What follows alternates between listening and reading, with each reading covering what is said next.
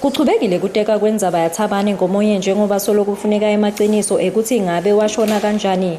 Namuhla kuchubekeke efakazi wesikhombisa lenguye ke dokotela longadona ke tithumbu emaphoyiseni lo dokotela Khoma Reddy kani ke dokotela uma abutwa nguye ke ummeli Gigi Reid ngendzaba yatoke timbambo temufi lebetiphukile kuthi ngabe betiphukeleke ngekhathi noma ke tiphukele ngaphandle.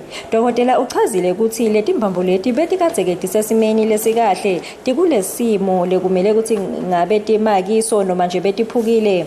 Reddy uchazile ukuthi ke letimbambo betingaphulwa ke steering noma ke info ke lenkulu lecinile. Lapho ke ummeli Gigi Reid abutile ke ukuthi njengoba phela kuthiwa ke airbag be yaphuma ke emotweni pho beyingade ke yamsida lapho ke dokotela avetile ukuthi ngeke akhone kuphendvula lo mbuto.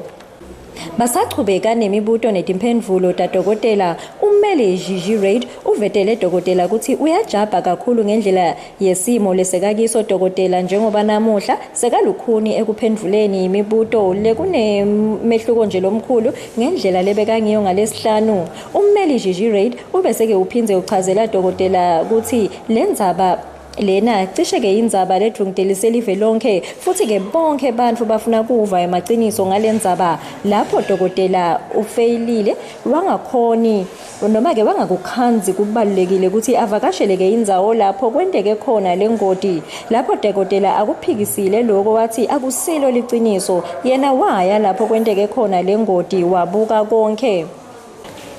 Kanike bameli babeseke bacela ke likhefu lapho bahlanganise inhloko bavumelana ukuthi kube nalelinye lilanga lekutawuchujekwa ngalo. Coroner Senior Magistrate noNhlanhla Dlamini uchazile ukuthi kutawuchujekwa ngalesithathu etindzabeni yeMaswati Channel ngenhlanhla Thwala ngise Correctional Services ngimathapha.